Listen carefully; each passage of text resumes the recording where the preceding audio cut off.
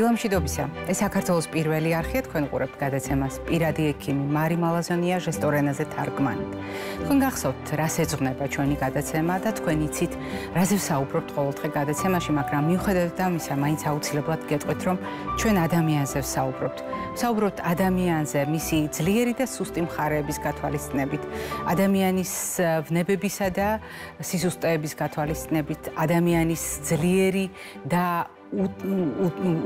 უსაშველოდ მტკიცე მხარეების გათვალისწინებით. იცით რა, ხანდახან ძნელია ხოლმე უცებ იპოვოს სიტყვა, რომელიც გამოხატავს იმ დამოკიდებულებას, რომელიც ჩვენ გვაქვს ადამიანის მიმართ. და ასე იშვიათად ხდება, მაგრამ მაინც ხდება, როდესაც დიახ, ჩვენ გვინდა ხაზი გაუსვათ, რამდენად მნიშვნელოვანია ადამიანის მიმართ ჩვენი დამოკიდებულება და რამდენად მნიშვნელოვანია ადამიანის სიცოცხლე მის მიმართ ჩვენი დამოკიდებულება. ადამიანის სიცოცხლე როგორც მთავარი ფასეულობა და ყველაზე დიდი ღირებულება ნებისმიერ საზოგადოებაში, მიუხედავად ადამიანის ასაკისა, სქესისა, ეთნიკური კუთვნილებისა, მიუხედავად ადამიანის რელიგიური მრწამსისა და პოლიტიკური შეხედულებისა, მიუხედავად ადამიანის სოციალურ-ეკონომიკური სტატუსისა და, რა თქმა უნდა, მიუხედავად ადამიანის დიაგნოზისა. და ჩვენ საუბრობთ ადამიანის სიცოცხლისათვის აუცილებელ კომპონენტებზე.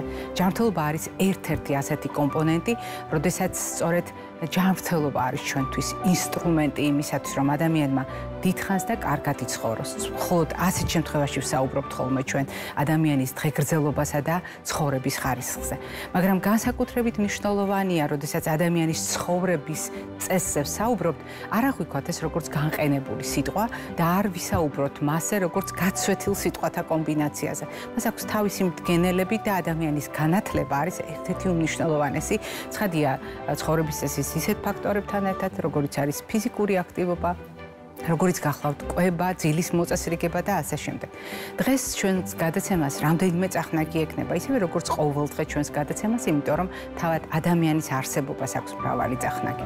ჩვენ ვისაუბრებთ იმის შესახებ, რას ნიშნავს გავხდეთ პაციენტი, რას ნიშნავს ჩვენზე მორგებული სამედიცინო სერვისი და რა კითხვები უნდა დასვას ადამიანმა, როდესაც ის პაციენტის როლში აღმოჩნდება. ძალიან მნიშვნელოვანია გავითვალისწინოთ მაგალითად აღდგომის შემდგომ ბავშვების ჯანმრთელობის რისკები, რატომ არის დაკავშირებული მაგალითად სარიტუალო კვება და სეზონური ინფექციები ერთმანეთთან. ამაზე პედიატრი ისაუბრებს და დღევანდელ თარიღთან დაკავშირებით დავიწყებთ საუბარს იმით, თუ რამდენად მნიშვნელოვანია ჩვენი განათლება მაშინ, როდესაც კონკრეტულ დაავადებებს ეხება საქმე. და თქვენ გახსოვთ ჩვენი არაერთი კამპანია სხვადასხვა დაავადების ცნობადობის ასამაღლებლად. ერთ-ერთი ასეთი კამპანია, რომელიც ყოველწლიურად არის ჩვენი მაყურებლისათვის ადვილად გასაგები და რაც მთავარია ძალიან ნაცნობი, ეს არის საუბარი თემაზე, რა არის მელანომა, რა არის კანის კიბო და რამდენად მნიშვნელოვანია საზოგადოებაში ცნობიერების ამაღლება. მაისი გახლავთ სწორედ მელანომისა და კანის კიბოს შესახებ ცნობადობის ამაღლების თვე. მთელი მაისის განმავლობაში უამრავი ღონისძიება, უამრავი კონგრესი, კონფერენცია, სხვადასხვა სახის სოციალური აქტივობა, პროფესიული თავშეყრაც კი სწორედ ამ თემას მიეძღვნება იმისათვის, რომ ადამიანები დავიცვათ ამ დაავადებებისაგან და რაც მთავარია, შესაბამისი ცოდნით შევძლოთ პრობლემების თავიდან აცილება. ამას ეძღვნება არა უბრალოდ კამპანია მსოფლიოში, არამედ ჩვენი გადაცემების ციკლიც, რომელსაც სისტემატურად სტუმრობენ ჩვენი კოლეგები და ერთ-ერთი მათგანი ახლა პირდაპირ ეთერში ჩაგვერთვება, იმიტომ რომ კიდევ ერთხელ ხაზი გავუსვათ, რამდენად მნიშვნელოვანია ცნობადობის ამაღლება სწორედ მელანომისა და კანის კიბოსთან დაკავშირებით. მედიცინის მეცნიერებათა დოქტორი, დერმატოვენეროლოგი, პროფესორი ქალბატონი ლალი მეკონკიშვილი გვერთვება ახლა სტუდიაში. დილამშვიდობისა, ქალბატონო ლალი. დილამშვიდობის მარი, მომესალმებით თქვენს მაყურებელს. ძალიან სასიამოვნოა, როდესაც ჩვენ ვახერხებთ ამა თუ იმ პრობლემაზე სისტემატურად საუბარს და მით უფრო, როდესაც ასეთი კამპანიები საერთაშორისოდ აღიარებული პრობლემებისა და თემების გარშემო არის ჩვენი გადაცემის ყოველდღიური და ყოველწლიური პროგრამის ნაწილი. მელანომასთან დაკავშირებით ჩვენ დღეს პირველად არ ვისაუბრებთ, არც კანის კიბოს ვახსენებთ პირველად, მაგრამ რამდენად მნიშვნელოვანია ცნობადობის თარიღების აღნიშვნა და ამ თემასთან სისტემატურად დაბრუნება. დიახ, მოგესალმებით, მაგრამ კიდევ ერთხელ ეს ძალიან მნიშვნელოვანია და ამაში უამრავი ქვეყანა იღებს მონაწილეობას. მოგეხსენებათ, ჩვენ ვართ ევრომელანომის პანევროპული კამპანიის ნაწილი და ყოველწლიურად მაისის თვეში ვატარებთ საინფორმაციო კამპანიას და ამის პარალელურად მოსახლეობას აქვს უფასოდ გასინჯვის შესაძლებლობა კანის დათვალიერებისა 25 წლის ასაკის ზემოთ ნებისმიერ ადამიანს, ვისაც აქვს კანზე წარმონაქმნი, შეუძლია მოგმართოს ევრომელანომის კამპანიაში ჩართულ ექიმებს და წლევანდელ კამპანიას ისევე როგორც ყოველწლიურს მარი აქვს თავისი მოტივები, თავისი მოტო. წლევანდელი კამპანია განსაკუთრებულ ყურადღებას ამახვილებს იმ ადამიანებზე, ვინც უკვე გადაიტანა მელანომა ან კანის კიბო. და ჩვენ გვაქვს ძალიან პოზიტიური მესიჯები ამ ადამიანებისათვის.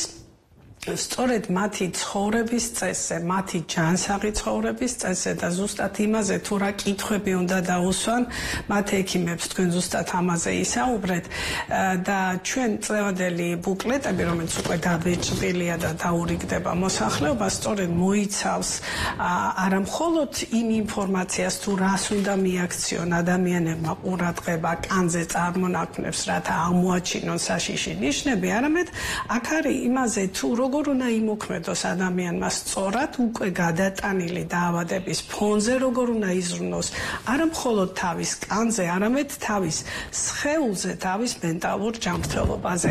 აქ არის ისიც კი, რომ რა კითხვები უნდა დაუსვას ექიმს, ეს არის ასევე შემუშავდა 10-პუნქტიანი ქარტია ექიმებისთვის, სადაც ჩამოწერილია სწორი მესიჯები კარგი პრაქტიკის მაგალითზე, თუ როგორ უნდა ესაუბროს ექიმი ადამიანს, რომელმაც უკვე გადაიტანა ეს დაავადება, რადგან მოგეხსენებათ, მელანომის გადატანის შემდეგ ადამიანებს შეიძლება ჰქონდათ შფოთვა და დეპრესია და სწორედ ამიტომაც ეს მესიჯები, რაც წელს გვაქვს იცხოვრე და ისწავლე ცხოვრება მიმართულია ამ ადამიანებისკენ. თუმცა ეს არ შემოიფარგლება ჩვენი კამპანია მხოლოდ სიმსივნე გადატანილ ადამიანების, ესე ვთქვათ, პრევენციულ კამპანიას, არამედ ნებისმიერ ადამიანს, როგორც მოგახსენეთ, საქართველოს მასშტაბით 13-დან 18 მაისის ჩათვლით შეუძლია ჩვენ გვაქვს კოლ-ცენტრი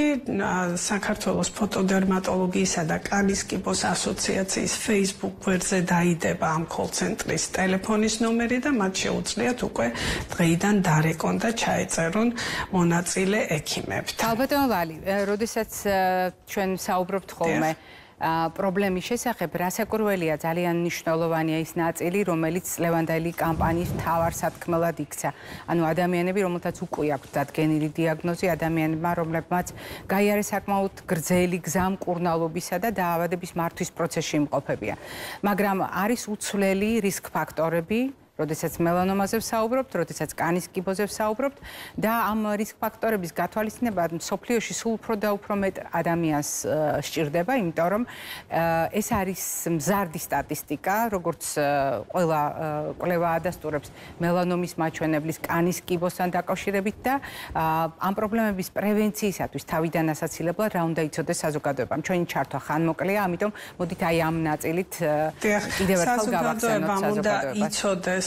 დიახ, ძირითადი რისკ ფაქტორი ეს გახლავთ მზის ხელოვნური და ბუნებრივი ულტრაისფერი გამოსხივება 11-დან 5 საათამდე ადამიანები განსაკუთრებით ზაფხულის სეზონში უნდა მოერიდონ მზის პირდაპირი სხივების ზემოქმედებას, უნდა მოერიდონ სოლარიუმებს, განსაკუთრებით ახალგაზრდები, კანის დამწვრობას, კანს უნდა მოვეყრათ ფრთხილად და მზრუნველობით, როგორც ყველაზე დიდ და ძალიან სათუთ ორგანოს, გარდა იმისა, რომ ეს წარმოადგენს კანის კიბოს განვითარების რისკს, ის ასევე აბერებს ადრეულად კანს. განსაკუთრებული რისკის ქვეშ არიან ის ადამიანები, ვისაც აქვს მრავლობითი ხალები, ვისაც აქვს ანამნეზში, ანუ ისტორიაში, ან თავის საკუთარ ან წინაპრების ისტორიაში მელანომის ან კანის კიბოს განვითარება და ვისაც აქვს ღია ფერის კანი. ეს არის ძირითადი რისკები, რომელსაც ჩვენ ყოველწლიურად ვამახვილებთ ყურადღებას.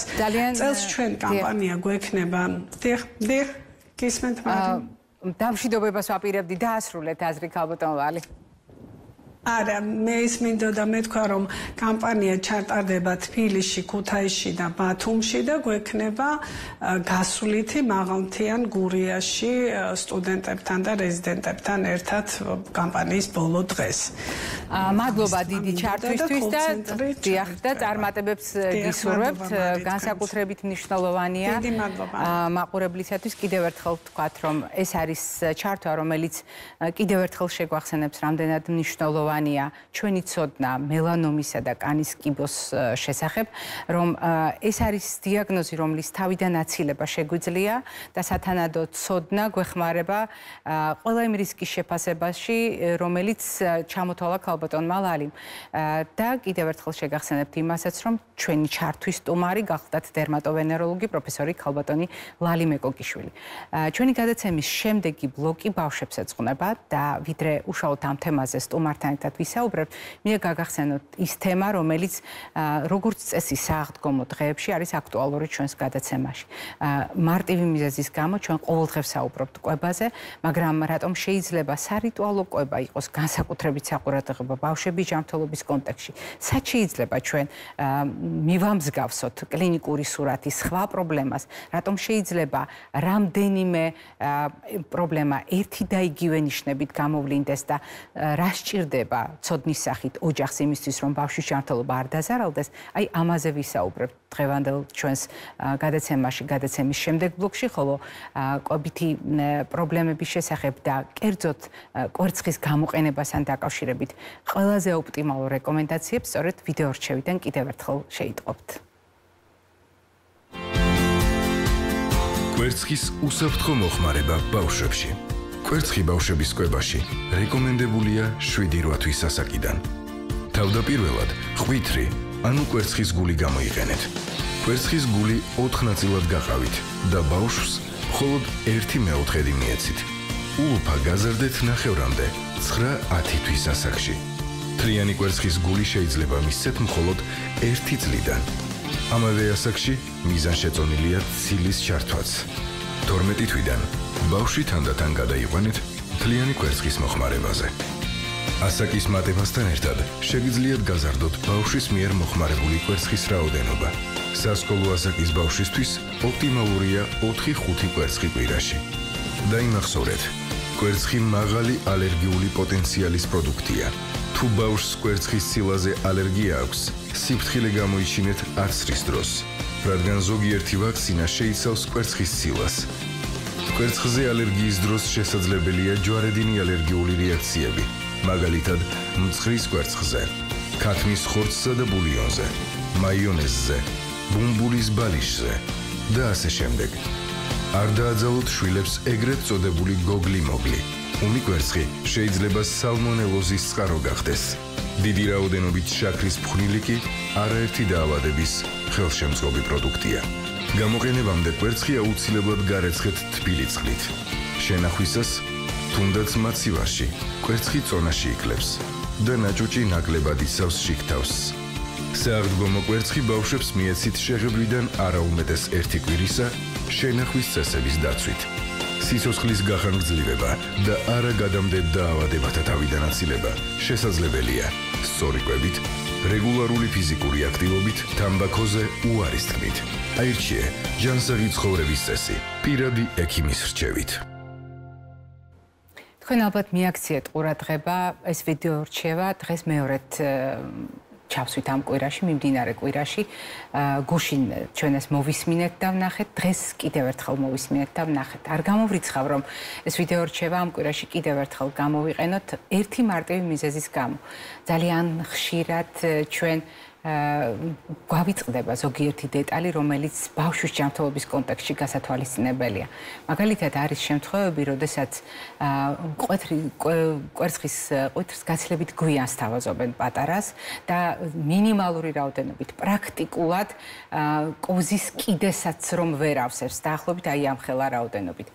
კიდევ უფრო მნიშვნელოვანია იმის გათვალისწინება, რომ დღეს თუ ჩვენ წითელი პარასკევიდან გადავთვლით, მე-6 დღეა სულ ცოტა, რაც თქვენს ოჯახებში შეიღება კვერცხი. ეს იმას ნიშნავს, რომ თუ კვერცხი გარეთ იდო, სულ რამდენიმე საათში ის გახდება 1 კვირის ვადის, რაც იმას ნიშნავს, რომ ბავშვებისთვის ასე ხანგრძლივად გარეთ დაყოვნებული თუნდაც მაგრად მოხარშული კვერცხი არ შეიძლება იყოს ყოველთვის უსაფრთხო. აი ეს არის ის რეკომენდაციები, რომლიდანაც გვინდა დავიწყოთ საუბარი და რომელიც გვინდა გავითვალისწინოთ სხვა პრობლემებთან კავშირში. ამიტომ სრულიად ლოგიკურად ჩვენი გადაცემის შემდეგი ბლოკის სტუმარი გახლავთ ოჯახის ექიმი, რომელიც არის პედიატრი ქალბატონი ნატო ხატიაშვილი. დილამშვიდობისა ქალბატონ ნატო. ძალიან სასიამოვნოა რასაკვირველია, როდესაც ჩვენ მასპინძლობთ პედიატრებს და მათ ძალიან დიდი გამოცდილება აქვთ ბავშვებთან ურთიერთობის სხვადასხვა ასაკის, იმიტომ რომ ყველა ბავშვია, ვინც 0-დან 18 წლამდე ასაკის ჯგუფს წარმოადგენს, მაგრამ მეორე მხარეა სადღესასწაულო განწყობა. ეს ეხება ახალწასას და ყველა დღესასწაულსაც და განსაკუთრებით შთამბეჭდავია ხოლმე პატარებისათვის და მცირე ასაკის ბავშვებისთვის კვერცხების შეფერადება და შემდეგ ამ კვერცხების მტვრევის შესაძლებლობა, როდესაც არავინ გიბრაზდება, როდესაც პირიქით ახალისებულიც კია კვერცხების დამტვრევა და ამას პატარები როგორც წესი დიდი ხალისით აკეთებენ. თუმცა როგორც ირკვევა, ასევე დიდი ხალისით აკეთებენ იმას, რომ უკონტროლოდაც შეიძლება მიირთმევდნენ კვერცხს. ან უბრალოდ ამტვრევენ და არ იყენებენ საკვებად. სიტუაცია შეიძლება იყოს სხვადასხვაგვარი, მაგრამ ჩვენ ვითვალისწინებთ ახლა მომენტს, რომ ეს არის მაისის პირველი დეკადა, ანუ პირველი ასე ვთქვათ, ათეული დღე მაისის, როდესაც ტემპერატურის გათვალისწინება გვჭირდება, კარსმომდგარი ზაფხულისათვის დამახასიათებელი დაავადებების გათვალისწინება გვჭირდება, ზოგადად სეზონური ინფექციების გათვალისწინება გვჭირდება, კვერცხთან ასოცირებული ინფექციების გათვალისწინება გვჭირდება და კვერცხის ალერგიული შესაძლებლობების, ანუ ალერგიული პოტენციალის გათვალისწინება გვჭირდება. რამდენი წახნაგია მხოლოდ იმ ჩამონათვალში, რაც მე გამოვიყენე და რამდენი რამ არ გვითქავს. ამიტომ მოდით დავიწყოთ იქიდან, რამდენად მნიშვნელოვანია ოჯახის პირობებში ბავშვის ჯანმრთელობის აღქმა. ახლა ამ სეზონზე, აი ამ სადღესასწაულო დღეებში და რა უნდა იცოდეს ოჯახმა და მშობელმა, არა უბრალოდ კვერცხთან დაკავშირებულ ალერგიასთან მიმართებაში, არამედ მაგალითად საკვებით მოწამვლასთან დაკავშირებით ან რომელიმე სხვა ინფექციასთან კავშირში. მოგესალმებით, მადლობა მოწვევისთვის და ძალიან აქტუალური თემის წამოწევისთვის. გილოცავთ ამ თქვენს გილოცავთ რასაკვირველია დღესასწაულს და მე ვიცი საქართველოში როგორ ზარზეიმით აღნიშნავთ ამ დღესასწაულს და ძალიან დიდი რაოდენობით კვერცხი იღებება ოჯახებში. სამწუხაროდ კვერცხი იღებება ან ენდროში, ან ქიმიურ საღებავებში. რამდენადაც თვითონ ენდრო ალერგიული არ არის, ის ჩვეულებრივი სამკურნალწამლო საშუალება არის, ანუ თვითონ ენდროთ შეღებილი კვერცხი ენდრო არ არის საშიში, მაგრამ როგორც თქვენ აღნიშნეთ, თუ კვერცხი სათანადოდ არ არის შენახული, კვერცხი მაგალითად მაცივრის კედელში როგორც წესი არ უნდა ჩაიდოს, უნდა ჩაიდოს თავისივე კონტეინერში და ცოტა ღრმად და უფრო დაბალ ტემპერატურაზე უნდა შეინახოს და იმ დროს, როდესაც კვერცხი გარეთ დევს ვაზებს ლამაზად გაფორმებული და ბავშვი თუ მიეპარა ამას, კი ბატონო, ეს ძალიან უხარიათ. ბევრი მხოლოდ ამტვრევს და ერთობა ამითი, მაგრამ ბევრი უზომო რაოდენობით ვერ აკონტროლებენ მშობლები ამ კვერცხის რაოდენობას ბავშვი რასაც ჭამს. იმ შემთხვევაში თუ ბავშვი ჯანმრთელია, მასაც კი შეუძლია დიდი და ჭარბი რაოდენობით კვერცხის მიღებამ გამოუვლინოს ალერგია და თუ ბავშვი ალერგიულია, მაშინ მით უმეტეს ძალიან დიდი რისკია. ამ შემთხვევაში განსაკუთრებით ყურადღებით უნდა იყოს. განსაკუთრებით ყურადღებით უნდა იყოს, რა თქმა უნდა. წეგანაც აღნიშნე ქიმიური საღებავები, ბავშვი რომელიც გაფცვნის და საღებავი ხელზე გადასდის, იმითი მე ამ ხელს კვერცხს რომ კიდევს, ისიც ერთ-ერთი რისკ ფაქტორია ბავშვის ალერგიის გამოვლენების. ანუ ნაჭუჭმა როგორც არ უნდა დაიცვას, მაინც შეღწევადობაც არის მაინც კი. ასევე დაუშვათ დაყოვნებული კვერცხი. დაყოვნებული კვერცხი ბავშვმა გატეხა, შეჭამა და კი, რა თქმა უნდა, აღდგომის კვერცხი 20 წუთზე მეტი იხარშება და სალმონელოზის რისკი ძალიან შემცირებულია პროცენტულად, მაგრამ დაყოვნებულ კვერცხში უკვე იქ ისეთი ნივთიერებები გროვდება, რომელმაც შეიძლება გამოიწვიოს არა მარტო ალერგია, არამედ საკვებისმიერი ინტოქსიკაცია. შეიძლება გამოიწვიოს ღებინება, შეიძლება გამოიწვიოს დიარეა, კუჭის აშლილობა და აი ამ დროს დედა უნდა იყოს მობილიზებული ძალიან, რომ სწორად შეაფასოს ბავშვის მდგომარეობა, რა თქმა უნდა, ოჯახის წევრები, რომ სწორად შეაფასოს ბავშვის მდგომარეობა, რომ დროულად მოხდეს ჩართულობა და უშუალოდ პირველი ეტაპი რაც შეიძლება რომ მისცეს ელექტროლიტი და დროულად მიმართოს ექიმს. არ დაიწყოს მეზობლის, ფარმაცევტის, ასე ვთქვათ, სხვადასხვა გამოცდილების მქონე ადამიანებისაგან რჩევების მიღება და მედიკამენტის მიღება. ან თუნდაც თავიანთი წინამორბედი გამოცდილებიდან ზოგჯერ არის ხოლმე რომ დანიშნულებას იმეორებენ, რაც საყურადღებოა. თქვენ შეეხეთ რამდენიმე სიმპტომს. მაგალითად, როდესაც ადამიანი საკვებით იწამლება და როდესაც ჩვენი პატარები არიან ასეთ მდგომარეობაში, რასაკვირველია, უფროსები ძალიან ღელავენ, იმიტომ რომ პატარას კუჭაშლილობა აქვს, ღებინება აქვს, თავს ცუდად გრძნობს და ასე შემდეგ. მაგრამ შეიძლება დამაბნეველი იყოს ასეთი სიმპტომები. რამდენად შესაძლებელია ეს სიმპტომები გამოუვლინდეს ალერგიას, ალერგიულ რეაქციას კვერცხზე. რამდენად შესაძლებელია ეს იყოს მაგალითად სხვა სეზონურ ინფექციასთან ასოცირებული სიმპტომები.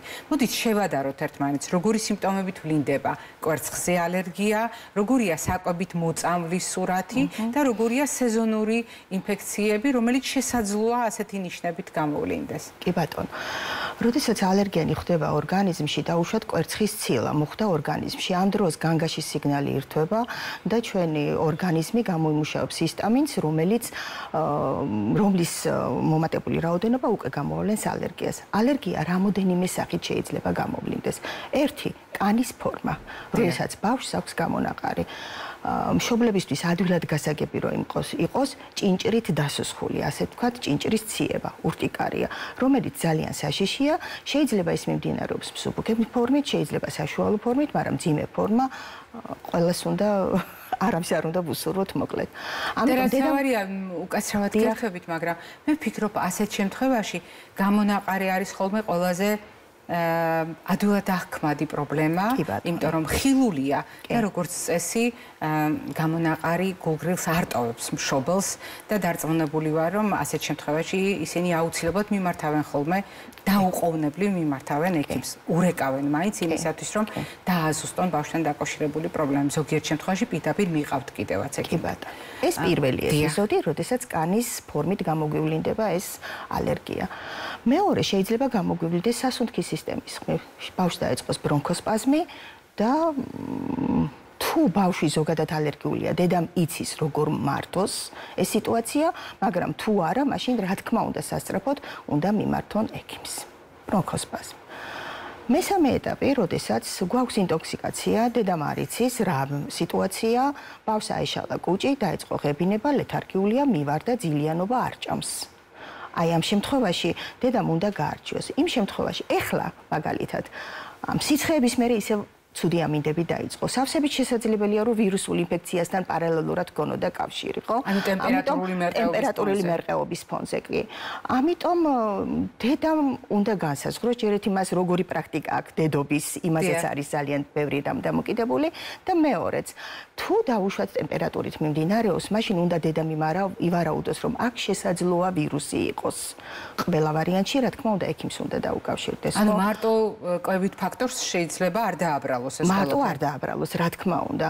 რაც შეეხება ღებინებას, ხა როცა ბავშვი დიდი რაოდენობით კარგავს სითხეს, აქ შეიძლება ისეთი დეფიციტი განვითარდეს სითხის, რომ ცუდ რაღაც ზღურამდე მივიდეთ, ხო? ამიტომ ნებისმიერ შემთხვევაში დედამ არ უნდა დაიწყოს გარჩევა. ეს ინფექციაა და უშუალოდ ვირუსული ინფექცია, ბაქტერიული ინფექცია, მოწამვლითი ინტოქსიკაცია, ყველა ვარიანტში აუცილებლად აძლევს ელექტროლიტს და მიყავს ექიმთან. ეს არის ძალიან მნიშვნელოვანი რეკომენდაცია, იმიტომ რომ სწორედ ამ ფრაზით მინდა რომ გავაგრძელო შემდეგი კითხვა. როდესაც ჩვენ ვსაუბრობთ ხოლმე მაგალითად ზამთარში რესპირაციული ინფექციების გააქტიურობაზე, ანუ როდესაც შემოდგომის ბოლოს და უკვე ზამთრის დასაწყისში ყოველთვის არის ხოლმე ეს საკითხი, განსაკუთრებით ბავშვთა პოპულაციაში საყურადღებო, ჩვენ ვამბობთ ხოლმე რომ რესპირაციული ინფექციებისათვის დამახასიათებელი კონკრეტული ნიშნები საერთოა ყველა იმ გამომწვევისათვის იმდენად ნაკლებად, რომელიც ზამთრის სეზონზე არის მოცემულ პოპულაციაში, ანუ ჩვენს ქვეყანაში მაგალითად აქტუალური. და ეს აქტუალობა შენარჩუნებულია ხოლმე მაგალითად მარტის ბოლომდე. ან თუ ტემპერატურა არის დაბალი, შეიძლება აპრილის პირველ ნახევარშიც კი გაგრძელდეს. მაგრამ შემდეგ ზაფხულის მოახლოებასთან ერთად პედიატრები სულ უფრო ხშირად საუბრობთ იმაზე, რომ სხვა ინფექციების ტალღა მოდის. აი, რა ინფექციების ტალღა მოდის და რატომ არის საყურადღებო აი ამ ნიშნებთან დაკავშირებით, რატომ შეიძლება ჰგავდეს ზაფხულისათვის დამახასიათებელი ინფექციები იმ სურათს, რაც თქვენ აღწერეთ. ნაწლავური ინფექციები პირველ რიგში ყველაზე საყურადღებო, ყველაზე აი როგორ გითხრათ, იცით, ფართოდ გავრცელებული ინფექცია, რომელიც ბავშვს ისეთ ადინამიურს ხდის, ისე ასუსტებს, ისე ფიტავს, რომ აი წარმოდგენაც კი არ მინდა. ანუ ამ შემთხვევაში, როდესაც ღებინება ეს რომელ ინფექციაზე ვსაუბრობთ? ენტეროვირუს ვეძახით, თუმცა ესაც არ არის სწორი. ენტეროვირუს არ ახასიათებს ეს მოვლენა. არ ახასიათებს ეს მოვლენა და მშობლები ეძახიან ენტეროვირუს ყველა სხვა ნაწლავური ინფექციით მიმდინარე და იმას ვირუსულ ინფექციას. ამიტომ, როდესაც ეს ვირუსული ინფექციები გამოვლინდება, როდესაც უკვე წამოვა ეს ზაფხულის სეზონი, როდესაც უკვე წამოვა ეს ხშირი, აი სეზონურობა ახასიათებს განსაკუთრებით რეგიონების მხრივ, როდესაც გადიან ქალაქიდან და ეს სეზონური ინფექცია დაუშვათ თბილისიდან გადაინაცვლებს ბათუმში და ბათუმში მოედება, ასე ვთქვათ, ეს ნაწლავური ინფექცია, იგივე გულისრევა განმეორდები, იგივე ღებინება და იგივე ეს ყველა სიმპტომი. ახლა შესაძლებელია უკვე იყოს პირველი ეპიზოდები ნაწლავური ინფექციების თუ ჯერ ადრეა? ჯერ ცოტა ადრეა, ასეთი სიმპტომები ჯერჯერობით იშვიათი გვაქვს, თუმცა მთელი ზაფხული წინ გვაქვს სამწუხაროდ. რომლის შესახებაც ჩვენ ახლა უკვე წინასწარ ვსაუბრობთ. წინასწარ ვსაუბრობთ, კი. თქვენ ბრძანეთ, რომ მშობელს მართებს დაკვირვება და სიფრთხილე, როდესაც მაგალითად იცის ბავშვს აქვს ალერგიული რეაქციები, იცის რომ აქვს გარკვეული რისკები, თუნდაც სასუნთქ სისტემასთან დაკავშირებით, კუჭ-ნაწლავის ტრაქტთან დაკავშირებით. მეორეა, როდესაც პრაქტიკულად ჯანმრთელ ბავშვებზე ვსაუბრობთ და პირველად გამოვლენილ რეაქციებზე. და სრულიად განსხვავებულია სურათი, ვინ უნდა შეაფასოს მდგომარეობა. მე კიდევ ერთხელ გავიმეორებ თქვენს ფრაზას, თქვენ ბრძანეთ, რომ მშობელს არ ევალება ერთმანეთისაგან გაარჩიოს. ეს არის ალერგიული რეაქცია, ეს არის საკვებით მოწამვლა, ეს არის რომელიმე სეზონური ვირუსით გამოწვეული პრობლემა, თუ არა. მშობელს ევალება არ დატოვოს ბავშვი უყურადღებოდ და პირველი დახმარება გაუწიოს ბინის პირობებში. რატომ არის ასე მნიშვნელოვანი, რომ ჩვენ მივაქციოთ ყურადღება სწორედ წყლის დანაკარგს და ელექტროლიტების დანაკარგს და არ ვამბობთ მაგალითად იმაზე და არ ვსაუბრობთ გაუთავებლად იმაზე, რომ როგორ ბავშვმა საკვები ვერ მიიღო, როგორ ბავშვმა ამდენი საკვების მასა დაკარგა, თქვათ დიარეის სახით შეუთვისებელი, ასე ვთქვათ, საკვები ნივთიერებები დაკარგა პირნაღები მასის ან დიარეის სახით და ასეთ შემთხვევაში მაინც ვამახვილებთ ყურადღებას ყოველთვის წყლის და ელექტროლიტების მარილების შევსებაზე, მოდით მარტივად ვთქვათ. რატომ არის ეს გადამწყვეტი ბავშვის ჯანმრთელობისათვის და რატომ არის რომ რეკომენდაციებში ყოველთვის მიუთითებთ პედიატრები, რომ ეს ბინის პირობებშივე უნდა დაიწყოს იმისათვის, რომ დრო არ დაიკარგოს. რას წყვეტს ეს ბავშვის ჯანმრთელობისა და სიცოცხლის კონტექსტში? ჩვენ ვიცით, ადამიანს საკვების გარეშე შეუძლია რამდენ ხაზგაძლება და წყლის გარეშე რამდენ ხაზგაძლება, ხო? ანუ წყალი ისეთი აუცილებელი დეფიციტია, თვითოული ჩვენი უჯრედი, თვითოული ჩვენი ორგანოს თვითოული უჯრედი სითხისგან შედგება, წყლისგან შედგება და მისი დეფიციტი ძალიან ისეთ შეუცვლელ და შეუქცევად პროცესებს იწვევს. ამიტომ ვამბობთ, რომ ბავშვი ავად არის, ბავშვმა დაკარგა სითხე, აი საკვების დაკარგვა იმდენად თქვენ როგორც აღნიშნეთ, არ არის იმდენად მნიშვნელოვანი, რამდენადაც სითხის დაკარგვა. იმ მარილ დეფიციტური უჯრედშიდა და უჯრედგარე მარილების კონცენტრაციის და ჯერადობის დარღვევა, მარტივად რო ავიღოთ, თუნდაც ნატრიუმ კალიუმის თანაფარდობის დარღვევა, ხო? ძალიან დიდ ცვლილებებს იწვევს ორგანიზმში. ამიტომ არის, რომ როდესაც დედა შეამჩნევს ბავშვს, რომ ბავშვი უკვე ავად არის, სითხე დაკარგა, დაუშვათ მაღალი სიცხე აქვს, დედას რაც შეუძლია ექიმის გარეშე, იცის, რაც უნდა მისცეს, ელექტროლიტი, სიცხის დამწევი. დანარჩენი ის გარჩევადობა ბაქტერიულია, ვირუსულია, რა მდგომარეობა, ბავშვის შეფასება, ურმე მსუბუქი ფორმაა და არ წავიყვან ექიმთან. არა, მსუბუქი ფორმა თუ საშუალო ფორმა ექიმა უნდა შეაფასოს აუცილებლად. ეს ეხება რესპირაციულ ინფექციებს და ზამთარში და ეს ეხება იმ პრობლემებსაც, რომელიც ჩვენ ვსაუბრობთ ამ წუთას. ძალიან დიდი მადლობა ქალბატონ ნატო ჩვენთან სტუმრობისთვის. ძალიან მნიშვნელოვანი იყო ამ შემთხვევაში თქვენი რეკომენდაციების სეზონურად გათვალისწინება და მოცემული მომენტიდან გამომდინარე აქტუალობის გათვალისწინება, იმიტომ რომ ძალიან ბევრი ოჯახისთვის ეს ფიქრობ საყურადღებო საკითხია, მით უფრო რომ წითელი კვერცხის მოხმარება ოჯახებში არ დასრულებულა, ბავშვებთან დაკავშირებით განსაკუთრებული დამოკიდებულება ამ სარიტუალო პროდუქტის მიმართ არ განელებულა ბავშვების არც ცნობის მოყვარეობა და არც თუ გნებავთ უკონტროლოდ დაგემოვნება ამ პროდუქტისა და ის რომ მიჯნა უნდა გავატაროთ თავად საკვებით მოწამვლასა და თუნდაც სეზონურ ვირუსულ ინფექციას შორის ეს თქვენი საუბრიდან მე ვფიქრობ კიდევ ერთხელ შეიტყო ჩვენმა მაყურებელმა და ის უნივერსალური რეკომენდაცია რომელიც ბინის პირობებში შეიძლება კი არა და აუცილებელიც კია რომ გამოიყენოს მსრობელმა. მაყურებელ შევახსენებთ დღევანდელი ჩვენი გადაცემის მეორე ბლოკის სტუმარი გახლდათ პედიატრი ოჯახის ექიმი ქალბატონი ნატო ხატიაშვილი. და ჩვენ ვაგრძელებთ გადაცემას. გარკვეულწილად ჩვენი გადაცემის კომპონენტები ისევ არის ურთიერთკავშირში როგორც ყოველთვის და ამჯერად გახსენებთ რომ მზესთან უსაფრთხო ურთიერთობა ჩვენთვის სასარგებლოც კია.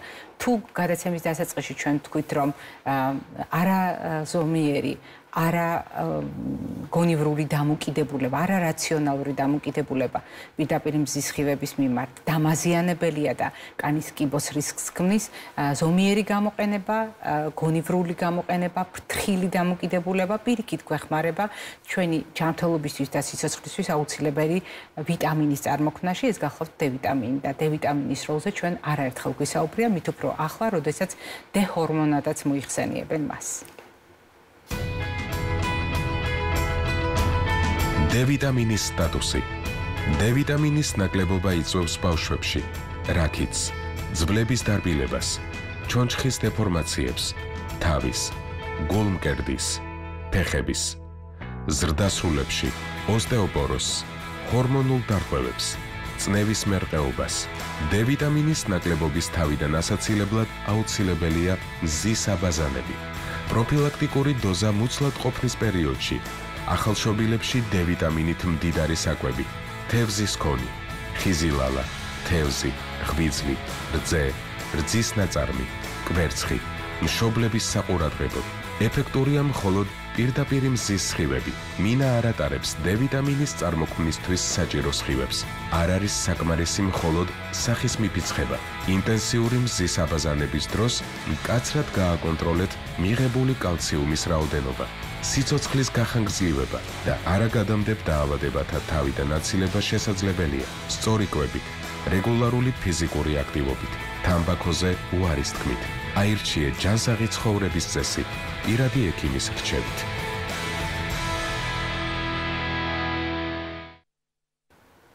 ვაგრძელებთ გადაცემას და ვაგრძელებთ მე ვფიქრობ ყველასათვის საერთო თემით. თემით, რომელიც ყველა ადამიანს ეხება. მაგალითად, ძალიან ხშირად ექიმებს გვსაყვედურობენ, რომ ძალიან ცუდი პაციენტები ვართ. ზოგჯერ იმიტომ, რომ ვერ წარმოგვიდგენია ესა თუ ის პრობლემა ჩვენს რომ გვემართება. ზოგჯერ გგონია, რომ ძალიან კარგად ვიცით ეს ყველაფერი და შეგვიძლია ბევრი რამ თავიდან ავიცილოთ, ან ჩვენ დამოუკიდებლად მართოთ. ზოგჯერ იმდენად დაკავებულები ვართ და იმდენი ადამიანის გამო ვართ ზრუნვით ახსავსე, რომ საკუთარ თავზე ზრუნვა შეგვიძლია თითქოს უკან გადავანაცვლოთ და გადავდოთ, გადავავადოთ. რამაც შეიძლება ძალიან ხშირად მოგვიტანოს არც თუ ისე სასიამოვნო შედეგები. მაგრამ წარმოიდგინეთ, რომ ადამიანები აღმოჩნდებით ხოლმე პაციენტის როლში. როდესაც არაფერი გვაწუხებს, როდესაც ჩვენ არ დავდივართ ექიმთან კონსულტაციაზე, ჩვენ არ ვართ პაციენტის როლში. მაგრამ როგორც კი ჩვენ ამ ფაზაში გადავდივართ, ჩვენ ახალი სტატუსი გვაქვს.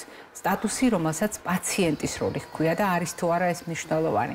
არის თუ არა მნიშვნელოვანი იმის გარკვევა, როგორ უნდა მოვირგოთ ჩვენზე სამედიცინო სისტემა და არის თუ არა მნიშვნელოვანი სამედიცინო სერვისების ერთ ადამიანზე მორგება და არის თუ არა მნიშვნელოვანი ჩვენი მაგალითად პასუხისმგებლობა დავსვათ კითხვები, ჩვენი უფლება დავსვათ კითხვები.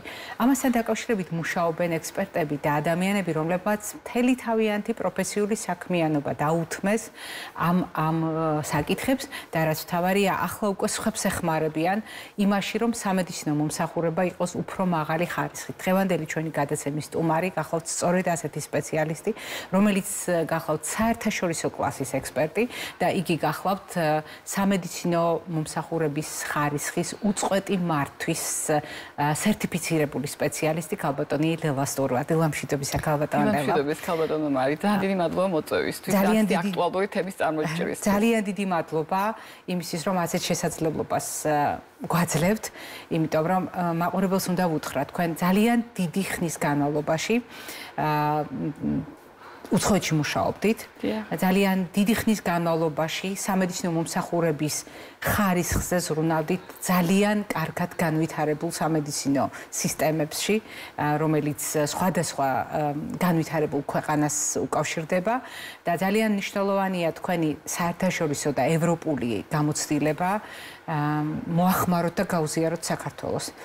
ჩვენ გვაქვს ახლა ეს ბედნიერება და შესაძლებლობა, რომ არა უბრალოდ გიმასპინძლოთ სტუდიაში, არამედ თქვათ, რომ თქვენ საქართველოში აგრძელებთ პრაქტიკულ საქმიანობას და ჩემთვის ძალიან საპატიოა, რომ ამ საკითხზე ჩვენი გადაცემა იწყებს საუბარს და უნდა გავამხილოთ. მოდით გავამხილოთ, რომ ამას ექნება საუბრების ციკლის ხასიათი, როდესაც ჩვენ დავიწყებთ ამ თემაზე საუბარს და არ დავასრულებთ, გავაგრძელებთ იმისათვის, რომ თუ დღეს ჩვენ რაღაც საკითხებთან დაკავშირებით არ ვართ ინფორმირებული, ხვალ უფრო მეტად ვიყოთ მომზადებული, უკეთესად გავაცნობიეროთ, რას ნიშნავს ჩვენთვის სამედიცინო მომსახურება და რა როლს ვასრულებთ ჩვენ თვითონ თითოეული ჩვენგანი ცალ-ცალკე.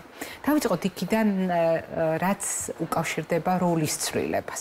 ერთია, როდესაც მე ვარ რიგითი მოქალაქე, მაგრამ მეორეა, როდესაც მე აღმოჩნდები პაციენტის როლში.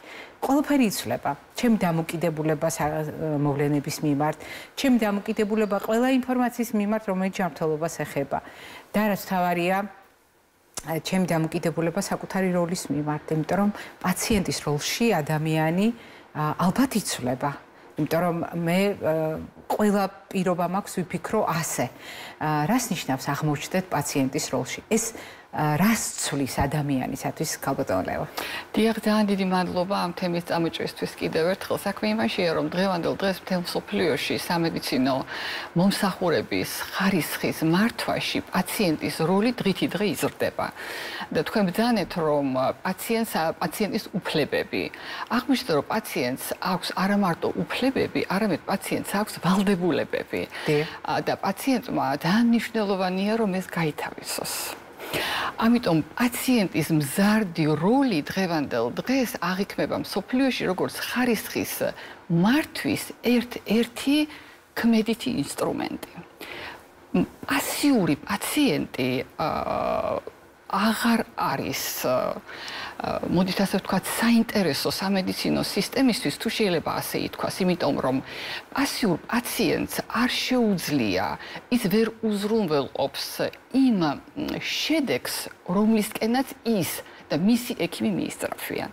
ამიტომ აქტიური პაციენტი და ინფორმირებული პაციენტი, როგორც თქვენ ბრძანეთ, განათლებული პაციენტი, თავის პრობლემასთან დაკავშირებით, ეს არის ის, რაც ჩვენ დღეს ყველა ქვეყანაში, მიუხედავად იმისა, რამდენად განვითარებულია სამედიცინო მომსახურება და სერვისები და სისტემა ზოგადად ამა თუ იმ ქვეყანაში, ძალიან გვჭირდება.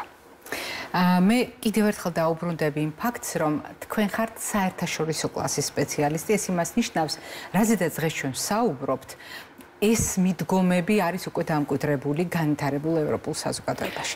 და აი ამ სტანდარტების საქართველოზე მორგებაზე ვსაუბრობთ და ჩვენ სურვილზე, რომ ეს მოდელები მუშაობდეს საქართველოში. სწორედ აქედან გამომდინარე მე გკითხავთ, დღეს ჩვენი ევროპელი კოლეგები, ჩვენი ამერიკელი კოლეგები საკითხს სრულიად განსხვავებულ ჭრილში უყურებენ.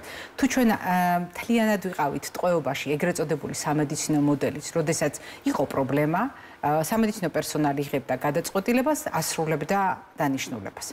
ახლა მიდგომა არის განსხვავებული. ჩვენ საუბრობთ ერთ ადამიანზე, პაციენტის როლში მყოფ ადამიანზე, მორგებულ სამედიცინო პრაქტიკაზე. რაღაც ძალიან რთული ტერმინია თითქოს, მაგრამ ძალიან მარტივად გასაგები. პაციენტზე მორგებული სამედიცინო პრაქტიკა. რას ნიშნავს ქალბატონო ლელა? დიახ, პაციენტზე მორგებული სამედიცინო პრაქტიკა და ზოგადად პაციენტზე მორგებული სამედიცინო სისტემა გახლავთ სამედიცინო სისტემის ხარისხის მახასიათებელი. თუ რამდენად მორგებულია პაციენტზე და პიროვნებაზე სამედიცინო სისტემა, ეს განსაზღვრავს მის ხარისხს. რაც უფრო მორგებულია, მით უფრო მაღალი ხარისხის არის. ეხლა მოდით გამიხილოთ, რას ნიშნავს პაციენტზე მორგება. დიახ. თუ ვთქვათ ერთი სიტყვით ვინმე შემეკითხება, რა არის პაციენტზე მორგებული მედიცინა, რა არის პაციენტზე მორგებული კლინიკური პრაქტიკა. ერთი სიტყვით მე მას ასე დავახასიათებ, რომ ეს არის პარტნიორობა ექიმსა და პაციენტს შორის. ეს არის ის მინიმალური გუნდი ექიმისა და პაციენტის, რომელსაც ამოძრავებთ ერთი მიზანი. ეს მიზანი საერთოა და პაციენტის ჯანმრთელობის გაუმჯობესება და ორივე, როგორც ექიმი, ასევე პაციენტი იღებს თავის თავზე ვალდებულებებს, რომ მიაღწიონ ამ მიზანს. აი ძალიან მარტივად ეს არის პაციენტზე მორგებული მედიცინა და პაციენტზე მორგებული სამედიცინო მომსახურება, ხო? ეს არის ექიმის და პაციენტის პარტნიორული ურთიერთობა. როდესაც ჩვენ საუბრობთ პარტნიორობაზე, ეს იმას ნიშნავს, რომ ჩვენ გვაქვს ერთი მიზანი, ჩვენ ერთად ვქმნით კურნალობის გეგმას, რასაც თანაშექმნას უძახებთ ჩვენ დღევანდელ დღეს და ერთობლივად ვღებულობთ გადაწყვეტილებებს. როგორც თქვენ სწორად აღნიშნეთ, უკვე წარსულს ბარდება ის მოდელი, როდესაც ექიმი ერთპიროვნულად ღებულობს პაციენტის კურნალობასთან დაკავშირებულ გადაწყვეტილებას და პაციენტი უნდა მიიღოს მას. როგორც პასიური პაციენტი. აღმოჩნდა და სამეცნიერო კვლევებმა და მონაცემებმა გვაჩვენა, მოგეხსენებათ, რომ მედიცინა არის მტკიცებულებებზე დაფუძნებული და სწორედ ამ მტკიცებულებებზე ვსაუბრობთ, რომელიც ძალიან ბევრი დაგროვდა, რომ თუ ადგილი არ აქვს თანაშექმნას და გადაწყვეტილების ერთობლივ მიღებას მკურნალობის გეგმასთან დაკავშირებით. პაციენტის დაყოლიება მკურნალობაზე, პაციენტის ერთგულება მკურნალობისადმი არის დაბალი. და შესაბამისად ეს მოქმედებს შედეგზეც, კლინიკურ შედეგზეც. ჩვენ ვერ ვღებულობთ იმ კლინიკურ შედეგს, რომელიც ჩვენ გვჭირდება. არა და გასაგებია, იცით, თითქოს რა არის იმაზე მარტივი, რაზედაც ახლა თქვენ საუბრობთ. რატომ უნდა იყოს ეს ძნელად მისაღწევი თითქოს და რატომ უნდა იყოს ეს შორეული, მაგალითად ევროპული მონაპოვარი და არ უნდა გქონდეს ჩვენ, იმიტომ რომ ერთი მხრივ ადამიანი, რომელიც აღმოჩნდა პაციენტის როლში. ადამიანი, რომლისთვისაც მთავარი მისწრაფება ხდება იყოს უფრო ჯანმრთელი, ვიდრე მოცემულ მომენტშია და საკუთარი ჯანმრთელობის გასაუმჯობესებლად შეიძინოს ისეთი მოკავშირე, როგორიც არის მაღალი პროფესიონალი, ანუ მაღალი პროფესიონალიზმის მქონე ექიმი, როდესაც ყალიბდება, თქვენ ძალიან კარგად ბრძანეთ, მარტივად, როგორ შეიძლება წარმოვიდგინოთ ასეთი პრაქტიკა, როდესაც სულ ცოტა ექიმი და პაციენტი არის თანამოაზრე, თანამზრახველი და ერთობლივად შემმუშავებელი იმ სტრატეგიისა, რომელიც ადამიანის განკურნებას ემსახურება. და თქვენ ძალიან ლოგიკურად მიიყვანეთ ახლა თქვენი მსჯელობა და მაყურებელიც იმ წერტილთან, როდესაც თუ მე მონაწილეობ გადაწყვეტილებების მიღებაში, მაშინ ჩემი დაყოლიება მკურნალობაზე და ჩემი ზრუნვა შედეგის მიღწევაზე ბუნებრივია, რომ იქნება უფრო მაღალი, ვიდრე მაშინ, როდესაც ჩემი ნების საწინააღმდეგოს, ჩემი სურვილის გაუთვალისწინებლად მოიფიქრეს ეს სქემა. მაგრამ ასეთ დროს თქვენ რამდენჯერმე ახსენეთ და ხაზი გაუსვით პაციენტის პასუხისმგებლობას და თქვენ ბრძანეთ, როგორ შეიცვალა დამოკიდებულება, მაგალითად პასიური პაციენტი რატომ ვერ განავითარებს სისტემას და რატომ შეიძლება აქტიურად ჩართულმა პაციენტმა ხელი შეუწყოს სერვისის განვითარებასაც და საკუთარი ჯანმრთელობის უკეთეს სერვისსაც. და ასეთ შემთხვევაში სრულიად ლოგიკურად ისმის კითხვა, პასუხისმგებლობა და თქვენ სიტყვა ვალდებულება გამოიყენეთ, მე ამ სიტყვას გამოვიყენებ. ვალდებულება ვიცოდეთ ჩვენი პრობლემა. ვალდებულება აღმოჩნდეთ ექიმის თანამოაზრე. და ვალდებულება ვიცოდეთ საკითხი და დავსვათ კითხვები. აი ესეც შედის ჩვენს ვალდებულებაში, რომ ჩვენ დავსვათ კითხვები. იმიტომ რომ ჩვენ ახლა უნდა მივიდეთ ძალიან მნიშვნელოვან საკითხთან, რომელზე მსჯელობასაც ჩვენ გავაგრძელებთ, მაგრამ ვიდრე ამ საკითხთან მივალთ, მოდით ზოგადად ვუპასუხოთ ამ კითხვას. არის ჩვენი ვალდებულება, ერთ-ერთი ვალდებულება, როდესაც ჩვენ პაციენტის როლში ვართ, რომ დავსვათ კითხვები. ნამდვილად, ძალიან სწორად აღნიშნეთ ქალბატონო მარი. დიახ, პაციენტის ვალდებულება იყოს ინფორმირებული და გააკეთოს ყველაფერი იმისთვის, რომ რაც შეიძლება მეტი ინფორმაცია მოიპოვოს თავისი ჯანმრთელობის პრობლემის შესახებ. აქ ისმის ერთი კითხვა, საიდან უნდა მოიპოვოს პაციენტმა ეს ინფორმაცია? საქმე იმაში, რომ დღევანდელ დღეს, ვთქვათ, ციფრულ სამყაროში ძალიან დიდი ინფორმაცია ინტერნეტში ყველგან, რომელიც ბევრ შემთხვევაში არ არის სარწმუნო. ურთიერთგამომრიცხავია და პაციენტის დაბნეულობას იწვევს. ამიტომ ძალიან მნიშვნელოვანია, რომ პაციენტმა ექიმის რჩევით მიიღოს წვდომა იმ ინფორმაციაზე, რომელიც სარწმუნოდ ითვლება და აქ პაციენტი ექიმს, ვთქვათ, თხოვს ამ რჩევას და ექიმიც ამ რჩევას უზიარებს. მეორე არის ის, რომ თქვენ დანეთ, რომ ექიმი, ვთქვათ, პაციენტის თანამზრახველია და პაციენტში ეძებს პარტნიორს. ეს ძალიან მნიშვნელოვანია, რომ არა მარტო პაციენტი ეძებს ექიმში თანამზრახველს და პარტნიორს, ამიტომ არამედ ექიმსაც ეს ძალიან ჭირდება.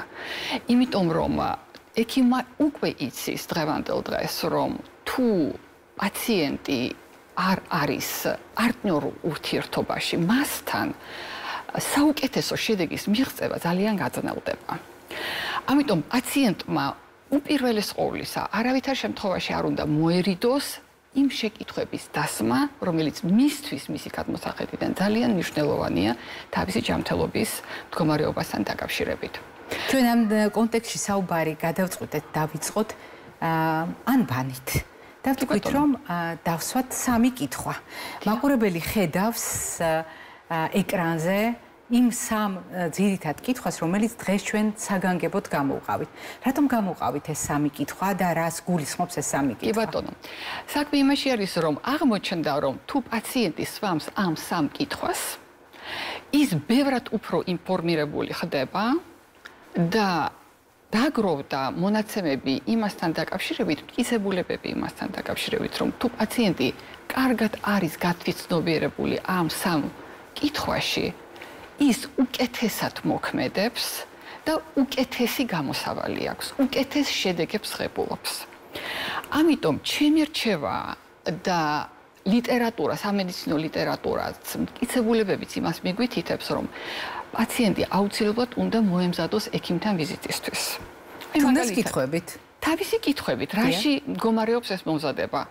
უბრალოდ ექიმთან ვიზიტის წინ, შეიძლება წინასაღამოს ალბათ ყველაზე მოსახერხებელი იქნება, რომ დაჯდეს, გაითავისოს თუ რა აინტერესებს მას და ჩამოწეროს ის კითხვები, რომელიც მას სჭირდება, რომ ექიმს დაუსვას. აქ იზოგება ექიმის დრო, ვიზიტის დროს, იმიტომ რომ ვიზიტი ყოველთვის შემოსაზღვრულია. პაციენტი არის ბევრი, ექიმები ბევრად უფრო ნაკლები.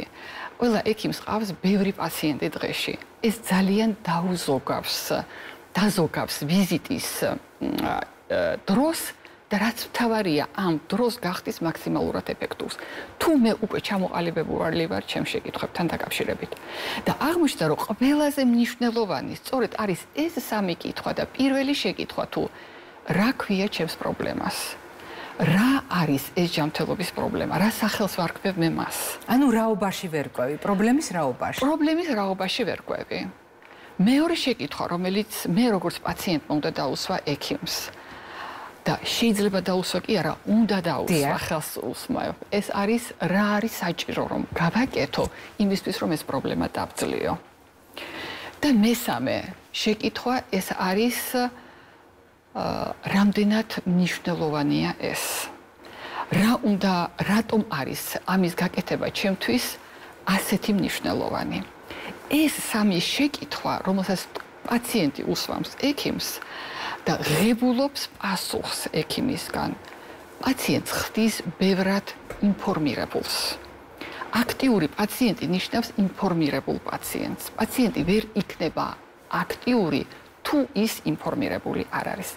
ამიტომ ჩვენი ვთქვათ რჩევა რომ ეს სამი შეკითხვა ყოველთვის იყოს პაციენტის არსენალში, როცა ის ექიმთან მიდის ვიზიტზე.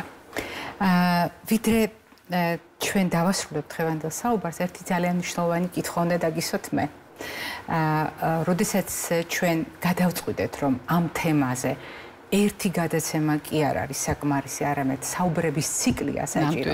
ჩვენ გავაცნობიერეთ რა რეალობაში ვიმყოფებით, როდესაც ვლაპარაკობთ სამედიცინო მომსახურების ხარისხზე, როდესაც საუბრობთ ჩვენს უკეთეს ჯანმრთელობაზე, ჩვენ გვჭირდება სწორედ ამ პასუხისმგებლობის გაცნობიერება. მაგრამ თქვენ ბრძანეთ რამდენად მნიშვნელოვანია, როდესაც ექიმთან ვიზიტისთვის ვემზადები. მე პრინციპში ამ კითხვების სახით გამოვკვეთავ იმ ინფორმაციას, რომელიც მე მჭირდება იმისათვის, რომ ამ დაავადებასთან ურთიერთობა გავიადვილო, შემდეგ ადვილად მივიღო ექიმის დანიშნულება, კეთილსინდისიერად შევასრულო და მივიღო უკეთესი შედეგი დაავადების მართვისთვის. ამიტომ ეს არის ეტაპობრივად შესასრულებელი, საკმაოდ რთული ამოცანა და რამდენად მნიშვნელოვანია ასეთ შემთხვევაში, როდესაც ჩვენ საუბრობთ კითხვებზე, როდესაც ჩვენ საუბრობთ პასუხისმგებლობაზე. ეს პასუხისმგებლობა შეინარჩუნოს პაციენტმა, ან პაციენტის როლში მყოფმა ადამიანმა, დიაგნოზის შეტყობიდან, ან პრობლემების გაჩენიდან, სრულ გამოჯანმრთელებამდე და შემდეგ. თუ ეს არის ერთჯერადად უნდა გაჩნდეს, თუ ძალიან მნიშვნელოვანია, რომ ეს კითხვები სულ გვიჩნდებოდეს ეტაპობრივად და სულ ცდილობდეთ ამ კითხვებზე პასუხის მიღებას. რა თქმა უნდა, ეს უკანასკნელი, რაც თქვენ ბრძანეთ, იმიტომ რომ, როგორც თქვენ აღნიშნეთ, ეს პირველი სამი შეკითხვა არის, მოდით ასე ვთქვათ, ანაბანაში გარკვევა. თუ რა მდგომარეობა მაქვს მე. მაგრამ როგორც თქვენ სწორედ ბრძანეთ, ეს არ არის ერთჯერადი ქმედება, ერთჯერადი აქტი პაციენტის მხრიდან. მე ვთხოვ ყველა პაციენტს, ნუ მოგერიდებათ ექიმისთვის შეკითხვის დასმა. იმიტომ რომ ეს თქვენ ინფორმირებულობას გაზრდის და თქვენ შეგაიარაღებთ იმ ინფორმაციით, იმ აუცილებელი ინფორმაციით, რომელიც თქვენ ძალიან გჭირდებათ დაავადებასთან გასამკლავებლად. მეორესწორ ეს დაეხმარება ექიმს, რომ დაინახოს თუ რა არის თქვენთვის ყველაზე მნიშვნელოვანი და მოარგოს მკურნალობა ამ კითხვებზე დაფუძნებული. მესამე მნიშვნელოვანი არის ის, რომ როდესაც ჩვენ, როგორც პაციენტები ვართ, ინფორმირებულები და აქტიურები, ჩვენ თავის მხრივ ჩვენ წილ საქმიანობას ვაკეთებთ სამედიცინო სისტემის გაჯანსაღებაში და აი ეს ძალიან მნიშვნელოვანია თითოეული პაციენტისთვის, რომ გაითავისოს, რომ აქამდე პაციენტი ყოველთვის უყურებდა სამხრივად, რომ ეს არის უპირობოდ, თქვათ, სისტემის, სამედიცინო სისტემის შესასრულებელი, უპირობოდ ექიმის შესასრულებელი. არა, იცით, დღევანდელ დღეს ეს თანასწორ უფლებიანი ვალდებულებებია, მოდით ასე ვთქვათ, როდესაც მეც როგორც პაციენტი ვიაზრებ ჩემს როლს, ჩემს პასუხისმგებლობას, ჩემს ვალდებულებებს და მეც ხელს უწყობ სისტემის გაჯანსაღებას. ძალიან სასიამოვნო იყო ქალბატონ ლელა დღეს თქვენი სტუმრობა და არ დაგიმალავთ, ძალიან მიხარია, რომ მაქვს შესაძლებლობა ეს საუბრები გავაგრძელოთ. რატომ? როდესაც მრავალი წლის წინ დაიწყო ამ გადაცემაში საუბარი, დღეს ქალბატონ ატოსთან გავიხსენეთ, 90-იანი წლების დასაწყისში არ არსებობდა საქართველოში სპეციალობა ოჯახის ექიმი. თუმცა ჩვენ ამ ტელევიზიაში გქონდა ასეთი რუბრიკა და გადაცემა ოჯახის ექიმი, რომელსაც მე ჯერ კიდევ სტუდენტობის პერიოდიდან ვუძღვებოდი. როდესაც ჩვენ წყალზე დავიწყეთ საუბარი, ეს იყო ძალიან უჩვეულო ფაქტი, რატომ იყო საჭირო საგანგებო წყალთან დაკავშირებული რეკომენდაციები. როდესაც 15 წლის წინ გამჭვირვალე ჭიქით დავდგით პირველად წყალი, ეს იყო თითქოს მარტივი ამბავი და თითქოს ჩვეულებრივი ატრიბუტი სტუდიური ცხოვრების, მაგრამ ელემენტი, რომელმაც ძალიან ბევრი რამ შეცვალა თანდათანობით. და მე რატომღაც მგონია, რომ ყველა იმ თემაზე საუბარი, რაზედაც დავიწყეთ, ახლა ეს ჩვეულებრივი მოვლენაა ჩვენი საზოგადოებისათვის, ასევე შეგვიძლია ბევრი რამ შევცვალოთ ამ საუბრებით, იმიტომ რომ ნაბიჯ-ნაბიჯ ჩვენ შეიძლება მივიდეთ ზუსტად ისეთ თანამშრომლობასთან, რომელზედაც თქვენ საუბრობთ. დიდი მადლობა. ძალიან დიდი მადლობა ამ ინიციატივისთვის და მე ვფიქრობ, რომ ეს ძალიან სასარგებლო იქნება ყოველი პაციენტისთვის, იმიტომ რომ დღევანდელ დღეს ძალიან ხშირი მოვლენაა, როდესაც პაციენტი სახლში მოდის ექიმის დანიშნულებით, გახსნის ფურცელს და ებადება უამრავი შეკითხვა. აი ეს რომ არ მოხდეს, ჯობია რომ შეკითხვები მივიდეთ. მადლობა დღევანდელი სტუმრობისთვის და ყველა იმ საუბრისთვის, რომელიც წინ გველოდება. მაყურებელს შევახსენებ დღევანდელი ჩვენი გადაცემის მეორე ბლოკის სტუმარი გახლდათ სამედიცინო მომსახურების ხარისხის უწყვეტი მართვის სერტიფიცირებული სპეციალისტი, საერთაშორისო კლასის ექსპერტი ქალბატონი ლელა სტურვა და ტრადიციული კვებითი შუქნიშანი.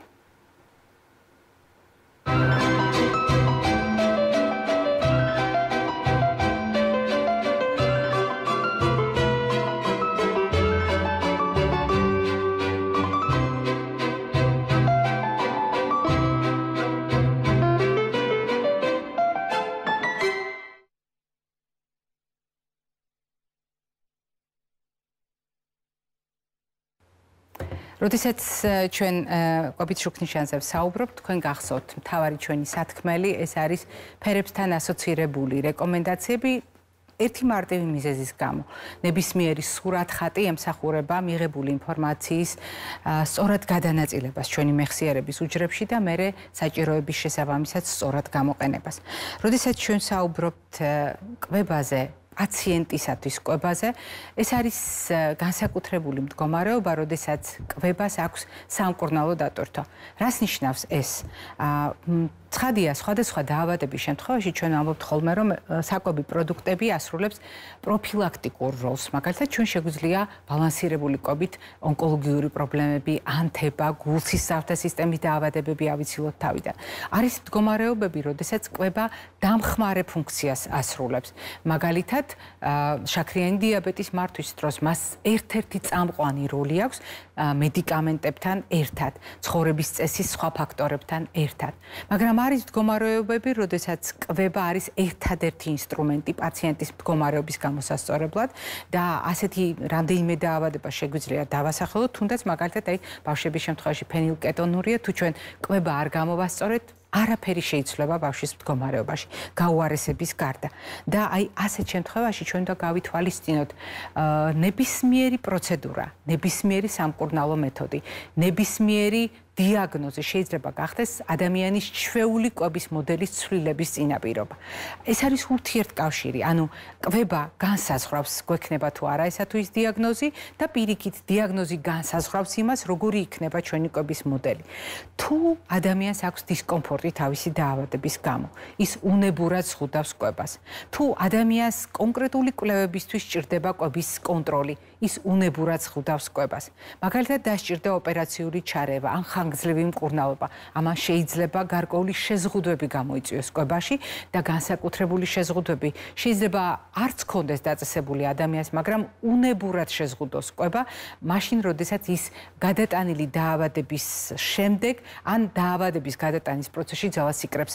ამიტომ ერთ-ერთი მანიშნებელი იმისა, რომ ადამიანის კვება, ანუ პაციენტის როლში ადამიანის კვება დიდ ყურადღებას მოითხოვს, ეს არის მოკლე დროში შეცვლილი ადამიანის სხეულის მასა და ეს განსაკუთრებით საყურადღებოა თუ ბოლო 3 თვის მანძილზე ადამიანს მკვეთრად შეეცვალა წონა, თუ უკანასკნელი დღეების მანძილზე წონაში კლება თვალში საცემია. საყურადღებოა მაგალითად ულუფასთან დაკავშირებული თქვათ მინიშნება, როდესაც ადამიანმა მკვეთრად გაზარდა, ან მკვეთრად შეამცირა მისი ჩვეული ულუფა, ან შეცვალა მისი საკვების მიღების დრო, ანუ კვების გადანაწილება დროში. ანუ შეიცვალა რამდენს მივირთმევთ, როდის მივირთმევთ? რას მივირთმევთ? რასაკვირველია ადამიანს პაციენტის როლში ზოგჯერ ეჩვენება რომ ძალების მოსაკრებად წაადგება ალკოჰოლი. ან შეიძლება ტკბილის საკვების მიმართ, ან ოდნავ ლაშე საკვების მიმართ გაძლიერებული ჰქონდეს მოთხოვნილება.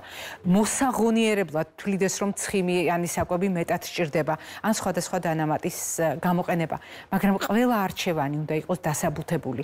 რამდენად მიესადაგება ეს პაციენტის მდგომარეობას, მაგალითად, მარილმგზნობიარე ჰიპერტენზიის დროს მარილის დატვირთვა, ძალიან სახიფათო გადაწყვეტილება, ისევე როგორც შეშუპების დროს სითხის დამატებითი შეკავება, ტკბილი პროდუქტების გამოყენება, ადვილად შეთვისებადი ნახშირწყლების ხარჯზე. ეს არის ერთ-ერთი ყველაზე არაგონივრული გადაწყვეტილება ფუჭი კალორიების მიღებისა და არასაკმარისი საკვებითი ნივთიერებების დატვირთვის შედეგებით. აღარაფერს ვამბობ თვითნებურად ცხიმით დატვირთვაზე, ან თვითნებურად სხვადასხვა დანამატის გამოყენებაზე. წყლის შევსება, ეს არის ის უნივერსალური და მარტივი რეკომენდაცია, რომელიც შეიძლება მეტნაკლებად უმრავლეს შემთხვევაში გამოვიყენოთ, მაგრამ არის გამონაკლისებიც, მაგალითად თირკმლის მდგომარეობა, ან ზოგიერთი პათოლოგია, როდესაც წყლის მიღებული რაოდენობა აუცილებლად მკაცრად უნდა ვაკონტროლოთ. ეს გახლავთ სულ ცოტა 5 ფერის 5 ჯგუფის პროდუქტის გამოყენება, როდესაც ყოველდღიურ რაციონში ჩვენ სხვადასხვა საკვები ნივთიერებას ვიღებთ, საკვები პროდუქტების მრავალფეროვნების ჩართვით, მაგრამ უნდა გავითვალისწინოთ, რომ პაციენტის როლში ადამიანისათვის ხანგრძლივად შეზღუდული ყვება, როგორი დასაბუთებულიც არ უნდა იყოს, როგორი მკაცრი არჩევანითაც არ უნდა იყოს განპირობებული, არ შეიძლება იყოს სასარგებლო ადამიანისთვის. კიდევ ერთხელ გავიმეორებ, ხანგრძლივი პერიოდის განმავლობაში შეზღუდული ყვება აუცილებლად უნდა გადაიხედოს კრიტიკულად და გაფართოვდეს ეტაპობრივად ან ერთბაშად. ეს შეიძლება იყოს საფეხურებრივი მოძრაობა, შეიძლება იყოს მკვეთრი ზიგზაგების სახით. ორგანიზმისათვის გაცილებით დამზოგავია საფეხურებრივი გაფართოვება და შეზღუდული ყვება თუნდაც წონის კორექციისათვის, თუნდაც სეზონურად, თუნდაც გუნდებგანწყობის შესაბამისად, თუნდაც რიტუალური ყვების შესაბამისად აუცილებლად მოითხოვს კრიტიკულ შეფასებას ადამიანის ჯანმრთელობის მდგომარეობის და კიდევ ერთხელ გავიმეორებ, შეზღუდული ყვება აუცილებლად გულისხმობს საფეხურებრივ თანდათანობით ან ერთბაშად გაფართოვებას ადამიანის ჯანმრთელობის რისკების, ჯანმრთელობის მდგომარეობის და ადამიანის სურვილების გათვალისწინებით. ეს იყო დღევანდელი ჩვენი რეკომენდაციები, ხვალამდე გემშვიდობებით და ტრადიციულად ჯანმრთელობას და დღეგრძელობას გისურვებთ.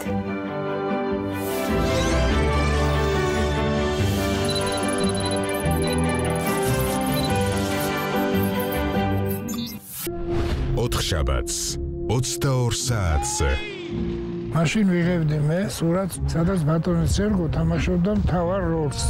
ამ დროს სულიკო მეუნება, მოდი თუ ძმა ხარ